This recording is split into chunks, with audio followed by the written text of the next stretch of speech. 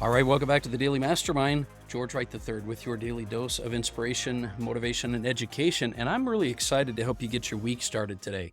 One of the reasons I'm so excited about this is I've had some thoughts on my mind lately, and I want to make sure that you are aware of your actions that you are utilizing to grow your business and grow your life. And if you know me or you've been on this podcast long at all, you know that we have 12 prosperity pillars that I refer to over and over and over again. And the reason I do that, for those of you that are first time listening, is, I've had the fortunate experience to be able to learn and grow from, hundreds of huge thought leaders, experts, celebrities, business successes over the last 25, let's say probably 30 years now. And so I created these 12 prosperity pillars as a foundation for you to get your mindset right, to live your life by, and everything else. And so you'll have to go check out the prosperity pillars. I created a poster for it. Honestly, I think it's something that you can use in every single area of your life. But the number one pillar is I create my life. I create my life. And I truly believe you have to incorporate this into every part of your life. How you do anything is how you do everything. And when you hear that phrase, you might on the surface say, listen, I know that I'm going to be responsible for creating my life, but it goes so much deeper than that. And it goes deeper than that because I believe that a lot of people want to create change in their life, but they're not willing to do the things it takes. And more importantly, subconsciously, they are sabotaging a lot of what they're trying to do. And so I heard a great quote the other day. I might have even mentioned it last week on the podcast, but it's one I wanted to kind of focus on a little bit today. And the quote was, "That which you don't learn to hate, you will eventually tolerate." That which you don't learn to hate, you will eventually tolerate. So what does that mean? Well, I think many of us, even if you're not struggling or even if you're doing well, many of us are just okay with certain things in our life that are not serving us. We are okay with the way we act or the way the physical shape that we're in, or the habits that we've developed, because we feel like we're hustling, we're grinding, we're doing what it takes to really, make life work. But we have areas of our life that we tolerate. And I believe this is really a reflection of people that are unhappy with their situation. The kind of people I'm talking about, the individuals that complain about their circumstances or complain about where they're at in life. And listen, I'm not for a second going to pass judgment on where people are. I've been in some really rough spots in my life. I'm sure you have as well. All of us have.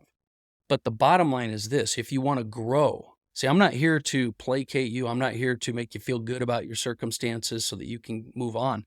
I'm here to help you realize that you don't have to settle, that you don't have to tolerate the things that you have in your life that you're not happy with, that you're not, fulfilled with. But the bottom line is you're the one who's tolerating them. And if you don't learn, and it's a strong statement, but I really believe it, if you don't learn to hate that which you don't want, you're going to eventually tolerate. And the reason is because just by nature, we want to accept the things in our lives that we don't think we can change. And so I want you to really recognize that if you are tolerating something in your life, it's not because you want it. I mean, I think sometimes we tell ourselves that, but it's not because you want it. It's because you maybe don't believe you can do anything about it. And this could revolve around your financial situation. It could revolve around your health. It could revolve around a lot of things. But that which you don't learn to hate, the things you don't in your life that you don't learn to hate, you'll eventually tolerate. And what that means is you have to have a serious negative opinion of things in your life that you don't want to have there. If you're creating your life, you can't be okay with things that don't serve you. And one of the things I remember reading in Harv Eker's book, Secrets of the Millionaire Mind, one of my go-tos, one of his wealth files. It's one of the places that I pulled this concept and idea for the first pillar of I create my life. His first wealth file is rich, and he talks about, the difference in the way, average and extraordinary think, rich and poor. He says, rich people believe I create my life. Poor people believe life happens to me. And that's the thing that we're really talking about here. Do you sometimes feel like things happen to you? Because that's the philosophy, and it's really the mindset of a victim. If you believe life happens to you, two things happen. You don't think you can do anything about it. You have the belief that you can't change those circumstances, and so you start to tolerate those things that happen to you because you feel like it's beyond my control. I can't do anything about it. And it's absolutely wrong. See, successful people, I believe I create my life. Unsuccessful people, people that are average, below average, happy, unfulfilled and miserable, believe life happens to me and they complain. And, Harv talks about a couple of signs or clues if you have a victim mentality. And I'm going to read you a couple quick things out of this just to give you some framework. He says, victim clue number one, blame.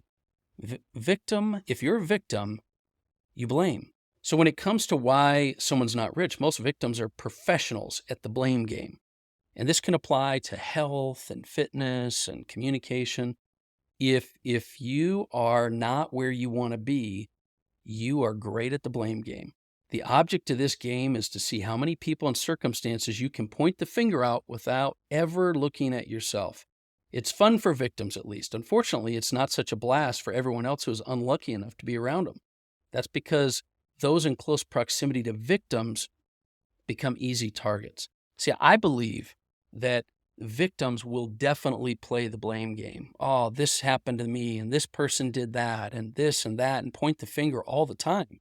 And if you want to be successful, you got to take the result. You got to take the results in your life and take accountability, because here's the thing. Even if it's not your fault and it was circumstances outside you, you don't have to accept that. You don't have to tolerate them. You have to learn to hate them and know that you can create your life.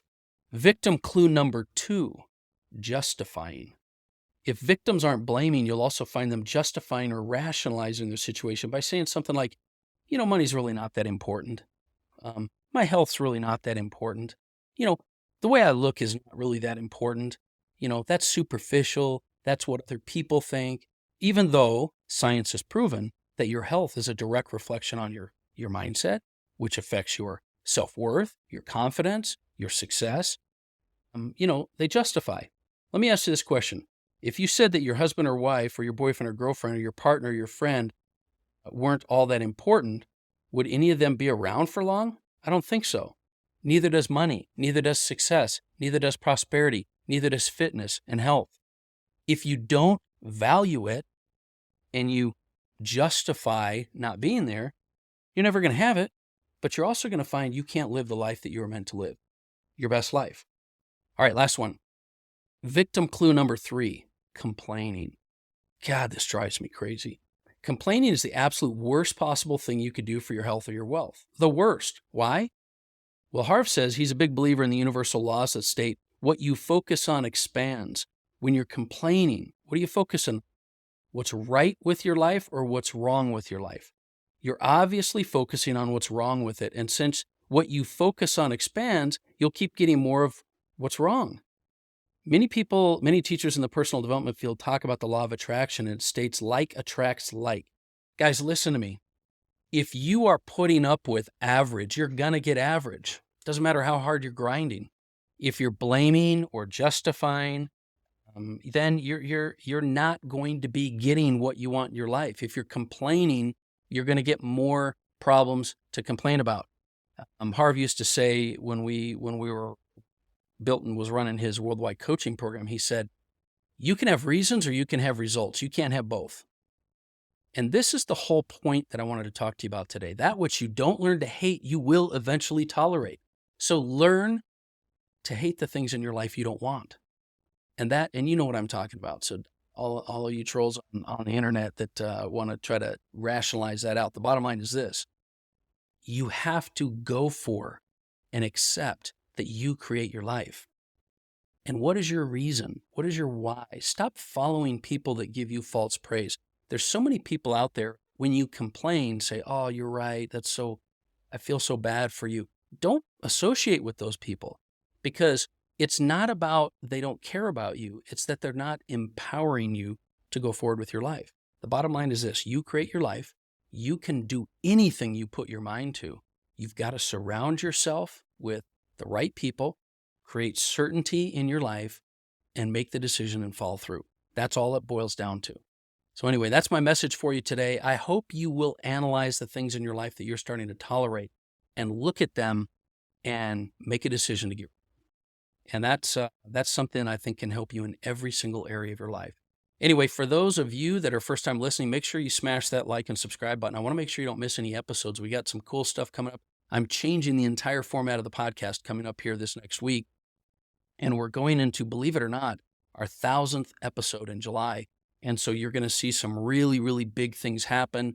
I've actually refocused a lot of what we're doing on the Daily Mastermind and the Evolution Group and the launch of our academy.